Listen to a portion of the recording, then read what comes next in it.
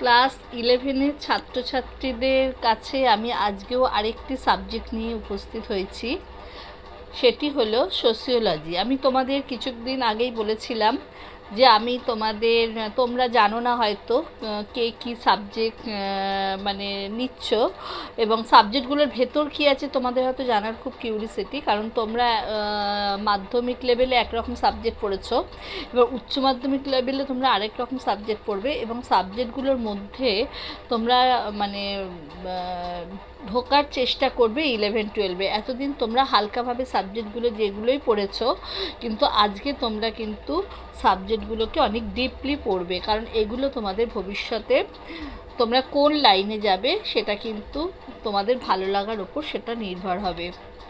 ফলে সেই কারণে আমি তোমাদের ছোট্ট ছোট্ট করে যতটা পারছি তোমাদের কাছে তুলে ধরার চেষ্টা করছি। সব সাবজেক্টে ছোট্ট ছোট্ট করে কনসেপ্ট তোমরা সেগুলো শোনো, শুনলে তোমাদের কিছু একটা কনসেপ্ট তোমাদের মধ্যে তৈরি হবে। তারপর যখন তোমরা সাবজেক্টগুলো পড়বে তখন সেই সাবজেক্টগুলো সম্পর্কে তোমরা আরও ডিপলি বুঝতে পারবে। ফলে আমি এখন তোমাদের অতটা ডিপলি কিছু যাচ্ছি না। তোমরা এখন হয়তো রেজাল্ট বেরোবে কিছুদিনের মধ্যেই, রেজাল্ট বেরোলে হয়তো তোমরা তখন মানে বিভিন্ন স্কুলে যে ভর্তির সময় তোমরা কী সাবজেক্ট নেবে বুঝতে পারবে না। সেই হিসেবে তোমরা সাবজেক্টগুলো যদি কনসেপ্ট নাও তাহলে তোমরা কিছুটা আইডিয়া করতে পারবে সাবজেক্টগুলো কি বলতে চাইছে বা সাবজেক্টগুলোর মধ্যে কি আছে। আমি সাবজেক্টগুলো চুজ করার ওপর তোমাদের এখন জোর দিচ্ছি, আমি কিন্তু পড়ার ওপর এখন জোর দিচ্ছি না। সাবজেক্টগুলো আগে চুজ করে তোমরা স্কুলে ভর্তি হও, ভর্তি হয়ে তোমাদের স্কুল শুরু হোক, তারপর আমি আবার তোমাদের কাছে আবার নতুন নতুন ভিডিও নিয়ে তোমাদের কাছে রোজ আসবো। ফলে আজকে আমি যে সোশিওলজি সাবজেক্টটার কথা বলছি সেই সাবজেক্টটার বাংলা মিনিং হচ্ছে সমাজতত্ত্ব। সমাজতত্ত্ব সাবজেক্টটা হয়তো খুব কম সংখ্যক ছেলেমেয়েই নিচ্ছে, মানে নেবে, হয়তো অনেক স্কুলেই নেই, যে কটা স্কুলে আছে হয়তো নেয় মেয়েরা। তবে এটা ডিগ্রি ক্লাসের সাবজেক্টটা কিন্তু তোমাদের নিতেই হবে, যারা এখন নেবে না পরবর্তীকালে তাদের নিতেই হবে। এবং ডিগ্রি ক্লাসের সাবজেক্টটা কিন্তু অনেক ডিম্যান্ড আছে। যদি এখন একটু হালকা করে কনসেপ্ট পড়া থাকে তাহলে ডিগ্রি ক্লাসে গেলে তোমাদের সুবিধা হবে, সেই কারণে সাবজেক্টগুলো তোমাদের নেওয়ানো। ফলে আমরা সমাজতত্ত্ব বলতে কী বুঝি, সোশিওলজি বাংলা মানে হচ্ছে সমাজতত্ত্ব। সমাজতত্ত্ব বলতে তোমরা হয়তো বুঝতে পারো সমাজের বিষয় নিয়ে আলোচনা করে যে শাস্ত্র, এক কথায় আমরা বলবো যে শাস্ত্র সমাজের বিষয় নিয়ে আলোচনা করে তাকেই আমরা সমাজতত্ত্ব বলে থাকি। সমাজের বিষয়ে আলোচনা করতে গেলে আমরা কী কী বিষয় নেব, সমাজ, রাষ্ট্র এবং ব্যক্তি, এই তিনটে সমাজের মধ্যে অবস্থিত। এই তিনটের কোনো একটাকে বাদ দিয়ে সমাজতত্ত্ব আলোচনা করা যায় না। আমরা কিছুদিন আগে পলিটিক্যাল সায়েন্স একটা ভিডিও দিয়েছিলাম, সেটা তোমরা যারা দেখেছো তারা দেখেছো যে পলিটিক্যাল সায়েন্সে বাংলা হচ্ছে রাষ্ট্রবিজ্ঞান। রাষ্ট্রবিজ্ঞানে কথাটা যিনি ইউজ করেছেন তিনি হচ্ছেন অ্যারিস্টটল, গ্রিক দার্শনিক অ্যারিস্টটল। তিনি বলেছিলেন যে মানুষ হলো একটা সামাজিক জীব, অর্থাৎ man is a social animal. যে ব্যক্তি সমাজের বাইরে থাকতে পারে সে হয়তো অতিমানব নয়তো অবমানব। এটা আমি পলিটিক্যাল সায়েন্সও বলেছিলাম। মানুষ সমাজের মধ্যেই বেড়ে ওঠে, সমাজের মধ্যেই সে জীবনযাপন করে, সমাজের মধ্যেই সে মারা যায়।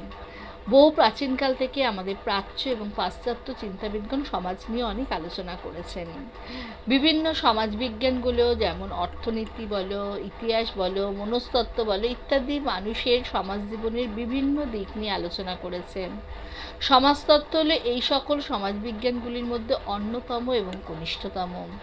একমাত্র সমাজতত্ত্বেই মানুষের সমাজ জীবনের কোনো একটা বিশেষ দিক আলোচনা না করে সার্বিক সমাজ জীবনের আলোচনা করা হয়েছে। তোমরা হয়তো ভাবতে পারো সমাজতত্ত্ব তাহলে কি আমরা সমাজের মধ্যেই তো বাস করছি, কি সমাজ নিয়ে আলোচনা করা হচ্ছে? এখানে মানে শুধুমাত্র সমাজের মানে সমাজের সমস্ত দিকটাকে এখানে তুলে ধরা হয়েছে। এবং পরবর্তীকালে আমরা যখন পড়ব বিভিন্ন সমাজতাত্ত্বিকগণ তাদের দৃষ্টিতে সমাজকে কীভাবে দেখেছেন সেটাও আমরা কিন্তু দেখব।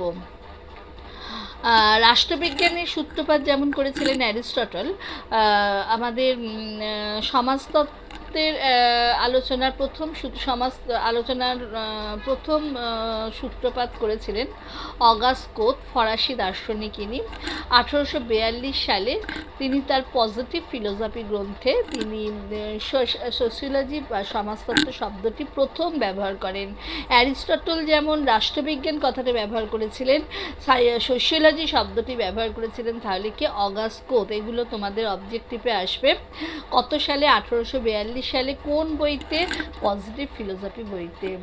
তিনি এই বিষয়টি আলোচনার ক্ষেত্র এবং আলোচনার পদ্ধতি ঠিক করে দেন, কিভাবে তিনি আলোচনা করেছেন। প্রথমেই তিনি সমাজবিজ্ঞানটিকে সামাজিক পদার্থবিদ্যা বা সোশ্যাল ফিজিক্স নামে অভিহিত করেন। পরে তিনি এটার নাম দিয়েছিলেন সোশিওলজি। সেই জন্য আমরা আজকে সাবজেক্টটা নিচ্ছি সোশিওলজি, ঠিক আছে। সোশিওলজি যদি তার মাথায় যদি এই কনসেপ্টটা না আসতো যে সমাজ সম্পর্কে সাধারণ মানুষের কাছে তুলে ধরা দরকার, সেই কারণে উনি মানে আমাদের যখন অষ্টাদশ শতাব্দীতে যখন আমাদের শিল্প বিপ্লব এবং ফরাসি বিপ্লব হয়েছিল, ঠিক সেই সময় সমাজের অবস্থাটা কী ছিল সেটা উনি মনে করলেন যে মানে সাধারণ মানুষের কাছে তুলে ধরা দরকার। ওই জন্য কিন্তু তিনি সমাজতত্ত্ব নামে আলাদা একটা বিষয় নির্বাচন করলেন। সেই বইটাতে তিনি সমাজতত্ত্ব সম্পর্কে সমস্ত তথ্য তুলে ধরেছেন। আমরা যখন আস্তে আস্তে সমাজতত্ত্বের মধ্যে ঢুকব তখন আমরা কিন্তু সব কিছুই জানতে পারবো এই প্রসঙ্গে। আর তিনি সমাজতত্ত্ব ইংরেজি প্রতিশব্দ হচ্ছে কি সোশিওলজি, ঠিক আছে। সোশিওলজি শব্দটা একটা ল্যাটিন শব্দ, এটা সোসিয়াস থেকে এসছে এবং গ্রিক শব্দ লোগস এবং সোসিয়াস ল্যাটিন শব্দ সোসিয়াসের সমাহারে এই শব্দটি সোশিওলজি শব্দটি সৃষ্টি হয়েছে। ল্যাটিন শব্দ সোসিয়াসের অর্থ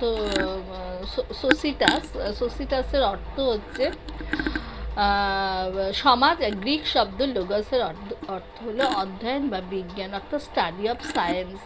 তাই সমাজতত্ত্বের উৎপত্তিগত অর্থ বললে আমরা বলবো সমাজের অধ্যয়ন বা সমাজের বিজ্ঞান। বিভিন্ন সমাজতাত্ত্বিক যেমন মরিস জিন্সবার্গ, তারপরে তোমার লেস্টার ফ্র্যাঙ্কওয়েড, এরা সবাই কিন্তু বিভিন্ন দিক থেকে সমাজতত্ত্বকে আলোচনা করেছেন। যেমন মরিস জিন্সবার্গ বলেছেন তার বিখ্যাত গ্রন্থ দ্য স্টাডি অফ সোসাইটি গ্রন্থে যে সমাজতত্ত্ব হল সমাজের মানুষের পারস্পরিক ক্রিয়া প্রতিক্রিয়া ও পারস্পরিক সম্পর্কে তন্তুজালের অধ্যয়ন বলে তিনি অভিহিত করেছেন। লেস্টার ফ্র্যাঙ্কওয়েড তার ডাইনামিক সোশিওলজি গ্রন্থে তিনি বলেছেন সমাজতত্ত্ব হল সমাজের অথবা সামাজিক বিষয়াদির অধ্যয়ন। এইভাবে বিভিন্ন সমাজতাত্ত্বিক বিভিন্নভাবে সমাজের বিষয়বস্তু আমাদের কাছে তুলে ধরেছেন এবং সমাজকে তারা কিভাবে কী চোখে রেখেছেন সেটাও আমাদের কাছে তুলে ধরেছেন। আমি এখন আরও সমাজতাত্ত্বিক আছে, তাদের কথা আমি এক্ষুনি যাচ্ছি না, আমি দু একজনের কথা বললাম। পরবর্তীকালে তোমাদের যদি ভালো লাগে, তোমরা যদি সাবজেক্টটা নেব মনে করো, তাহলে আমার